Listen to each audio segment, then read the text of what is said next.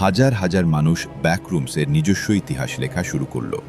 কেউ বলল এখানে শত শত লেভেল আছে, কেউ বলল কিছু লেভেলে এমন প্রাণী ঘুরে বেড়ায় যাদের চোখে চোখ পড়লে আর বাঁচা যায় না। কেউ বেঁচে থাকার নিয়ম লিখল, কেউ মানচিত্র বানালো। আস্তে আস্তে একটি সাধারণ ছবি পরিণত হলো ইন্টারনেটের সবচেয়ে বড় কোল্যাবোরেটিভ হরর মিথে। তারপর আসে আরেকটি মোড়।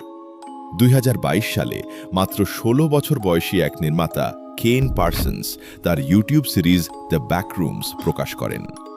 ভিডিওগুলো এত বাস্তব লাগছিল যে অনেক মানুষ প্রথম দেখায় ভেবেছিল হয়তো এগুলো সত্যিই কোনো গোপন ফুটেজ। সিনেম্যাটিক ক্যামেরা, বাস্তবসম্মত অ্যানিমেশন আর নিখুঁত সাউন্ড ডিজাইন ব্যাকরুমসকে নতুন প্রজন্মের কাছে আবার জীবন্ত করে তোলে। আজ পর্যন্ত ব্যাকরুমসের অস্তিত্বের কোনো বাস্তব প্রমাণ নেই। এটি একটি ইন্টারনেট নির্মিত কল্পকাহিনী,